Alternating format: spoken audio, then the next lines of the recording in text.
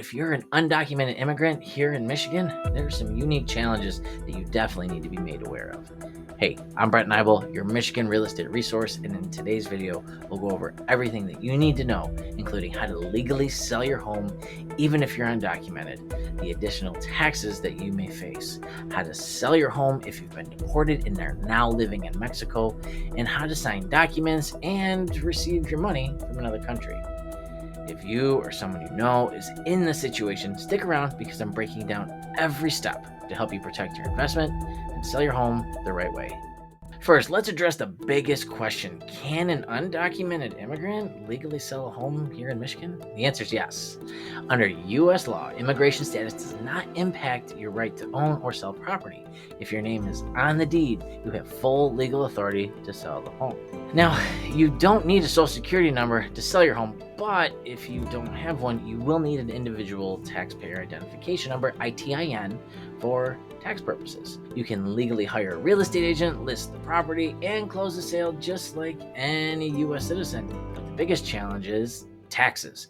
If you are undocumented and don't have a social security number, the IRS sees you as a foreign seller, which means you may owe additional taxes when selling. Selling a home usually means paying taxes, but for undocumented immigrants or anyone the IRS classifies as a foreign seller, there are additional taxes to be aware of. Number one, capital gains taxes. If you've owned the home for more than a year and sell it for a profit, you may owe capital gains tax. Normally, U.S. residents get an exemption if they've lived in the home for 2 of the last 5 years, but non-residents do not qualify.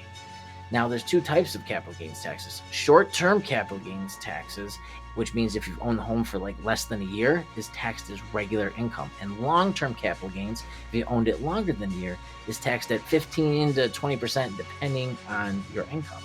FIRPTA withholdings, Foreign Investment in Real Property Tax Act.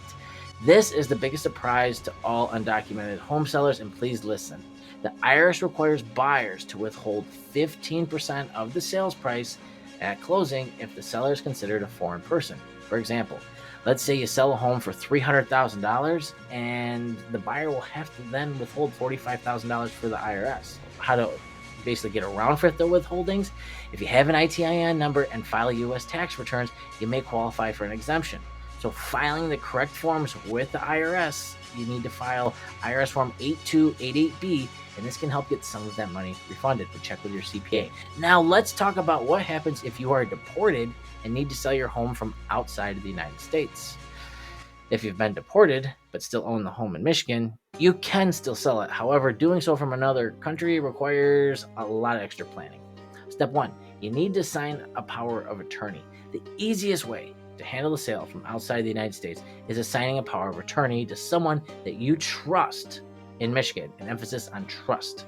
A durable power of attorney allows a trusted person, spouse, relative, attorney to handle the sale for you. It must be notarized and legalized, though, in Mexico, then sent to Michigan to be valid. But how do you do this?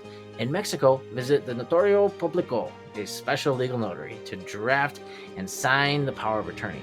It must be apostilled, officially certified, is what that means, and then sent to Michigan. Your representative then can sign all the sale documents on your behalf. Step 2, listing and selling a home. Once your power of attorney is in place, the home can be listed and sold just like any other property. The person with the power of attorney can sign all the closing documents for you so you don't have to be here. You should still communicate with the real estate agent, title company, and anyone else involved from Mexico. Step 3, now how will you receive your money in Mexico? Well, once the home is sold, how do you get paid? The title company will send your proceeds to your U.S. bank account if you still have one, but if you don't have a U.S. account, you can request a wire transfer to a bank in Mexico. Some sellers use PayPal, Wise, or I think it used to be TransferWise, or Western Union for the smaller amounts, but it's important if you receive a large wire transferred to Mexico, you may need to report that for tax purposes under Mexican law. Selling a home as an undocumented immigrant has additional risks, especially if you're outside the country, and here are some of the challenges you need to be made aware of.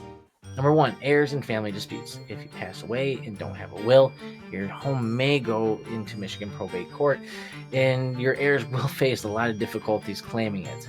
The solution: create a will or transfer the home using what's called the ladybird deed before leaving the United States. Number 2, title and ownership issues.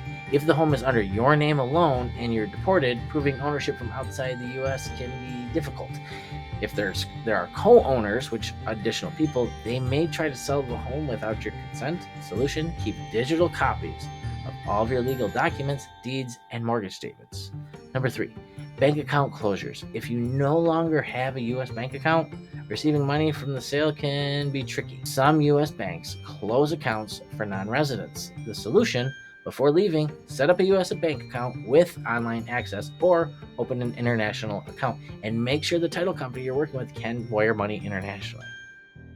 If you're an undocumented immigrant in Michigan and need to sell your home, here's what you should do.